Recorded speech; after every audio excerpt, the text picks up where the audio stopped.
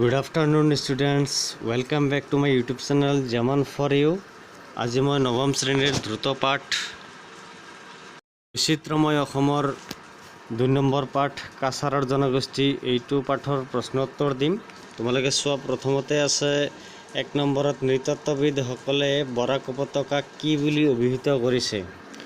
উত্তৰ চাবা নৃতত্ববিদসকলে বৰাক উপত্যকাক নৃতত্বৰ বাগিচা বুলি অভিহিত কৰিছিল।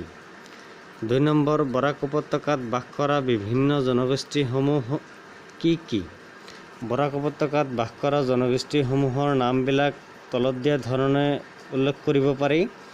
বংগীয় সমাজ, মণিপুৰী বিষ্ণুপ্ৰিয়া, ভোজপুৰী, অসমীয়া ৰাজবংশী, ৰাজস্থানী, বৰ্মন ব্ৰেকেটত ডিমাচা দিবা, ৰংমাই নগা, মাৰ, কাৰ্বি, ৰিয়াং, খাচীয়া, ভেইকেই, কুকি, পৈতে, মিজো, চিমটে, গাংতে, চাকমা, চিৰু, চৰেই, ৰাংখল, সাকচেপ, নেপালী ইত্যাদি।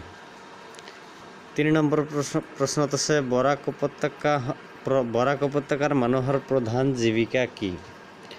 উত্তৰত চাবা বৰাক উপত্যকাৰ মানুহে সাধাৰণতে 3 ধৰণেৰে জীৱিকা নিৰ্বাহ কৰে। প্ৰথমটো আছে খেতি বাতি, ব্যৱসায় আৰু শেষৰটো চাকৰি। 4 নম্বৰ প্ৰশ্ন the background of Assamese culture গ্ৰন্থখন কোনে ৰচনা কৰিছিল? উত্তৰ the background of Assamese culture নামৰ গ্ৰন্থখন ৰচনা কৰিছিল ৰাজমোহন নাথে। 5 নম্বৰ প্ৰশ্ন চাবা হায়দৰাবাদত অনুষ্ঠিত সন্তোষ ট্ৰফী ফুটবল প্ৰতিযোগিতাত অসম ৰাজ্যিক ফুটবল দলৰ মেনেজাৰ কোন আছিল? উত্তৰত আছে 1957 চনত হায়দৰাবাদত অনুষ্ঠিত সন্তোষ ট্ৰফী ফুটবল প্ৰতিযোগিতাত অসম ৰাজ্যিক ফুটবল দলৰ মেনেজাৰ আছিল সুনীল মোহন। এইখিনিয়ে আছিল তোমালোকৰ 5টা প্ৰশ্নৰ উত্তৰ। তোমালোকে এইবিলাক চমু টোকা যিবিলাক আছে এইবিলাক কিতাপৰ পৰা চাই ল'বা। Okay, thank you.